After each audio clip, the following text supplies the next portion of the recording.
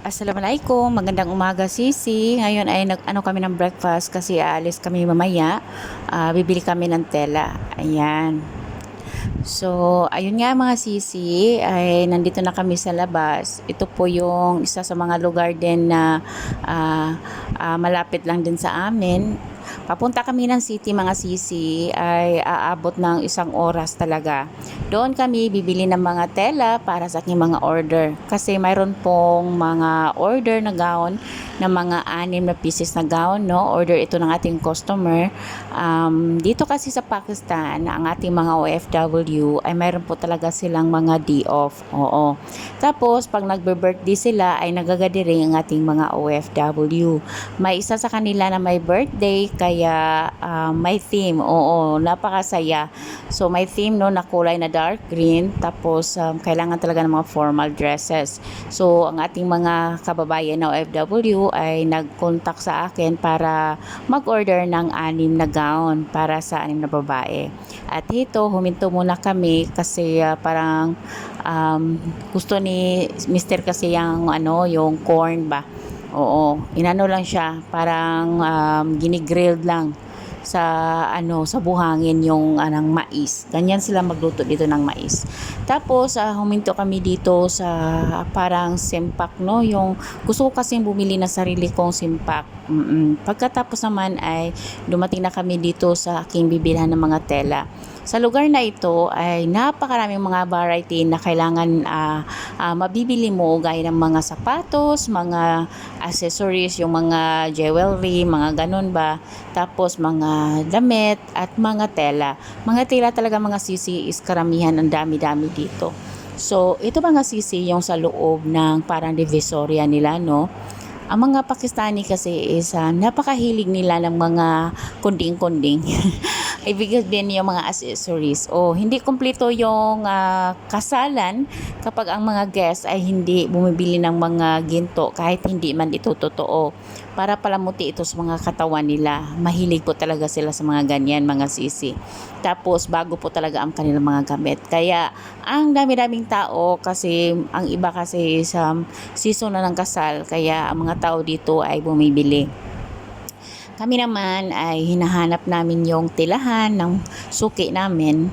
Kaya hito, kasi 10 months akong nawala, so kailangan namin bumalik dito. So, ngayon lang kami nakabalik dito simula nung dumating ako. Kasi noong una ay mga bedsheet na tela yung binibili ko. Ngayon naman is mga gown. Ayan mga sisi, ito po yung mga tela nila. Ayan, mga suki ko po yan sila. Kahit ano-anong klaseng tela, mura lang po talaga kung i-compare natin sa ating pera sa Pilipinas. So, naghihintay lang muna kami hanggang matapos yung order namin. At saka, umuwi na rin kami kasi gabi na mga sisi. So, huminto si Mr. dito sa daan at bumili ng mga prutas. Season pala ngayon ng peach, ng pears, apple at mangga. Kaya, habang may season pa ng mga prutas na ito ay ang mga tao talaga ay bumibili kasi in August wala na po iyan. Tapos nung umuwi kami, kinuha namin yung anak namin at dinala namin siya sa Pizza Hut. Ayan. Oo, kasi naghintay siya. So dinala namin si Yusuf sa Pizza Hut. Ayan. Assalamualaikum. Kumusta pa yung lahat mga sisi? Ayan. So, ayan mga sisi, ngayon ko lang po na pag-usapan ng mga bagay-bagay. Ako po ay okay lang naman.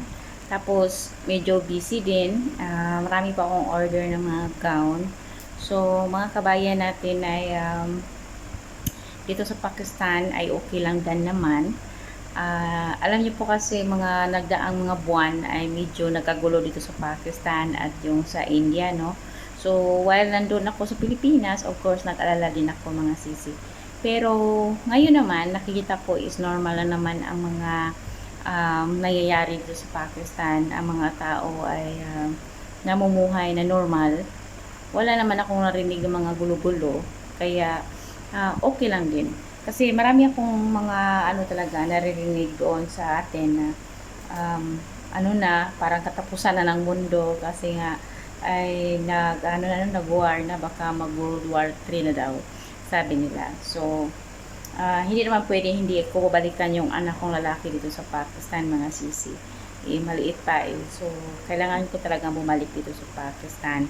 Mm-mm.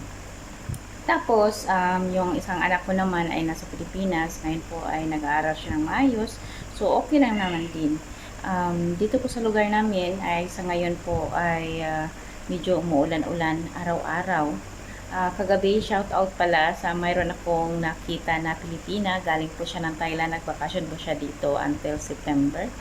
At nagplano siyang puntahan niya ako dito kasi magpatahi daw siya. So, inshallah.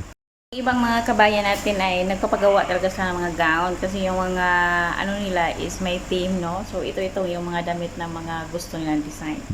So, ayun mga sisi. So, ngayon ay bakasyon na ng anak ko. Ang open pala ng school dito is August 12. Oo. So, yung anak ko is ilang weeks na lang ay balik na naman na aaga gumising. Oo. Tapos, yung winter dito ay magsimula inshallah ngayong katapusan ng October. Mm-mm. Hindi na mainit. So, ngayon medyo mainit-init pero hindi naman masyadong mainit kasi umuulan mga sisi. So, ayun nga mga sisi, every time talaga na nag-vlog tayo, maraming mga kaibigan natin na nagtatanong sa ating mga vlog, wala pong problema sa akin yung mga sisi, kung ano po yung mga katanungan ninyo, kasi nandito naman ako sa Pakistan, kung ano pong gusto ninyong itanong, ay willing naman akong sumagot niyan sa abot ng aking mga kakaya, mga sisi. About sa mga relationship ninyo ay forum po natin bilang asawa din ng Pakistani ay minsan din nagbibigay tayo ng mga idea sa ating mga baguhan na kabayan at marami din tayong mga viewers na nagbibigay sa inyo ng mga idea din. So, maraming salamat sa inyo mga sisi at sana ay bukas meron po tayong new upload. Maraming salamat. Update ko lang po kayo. Allah Hafiz.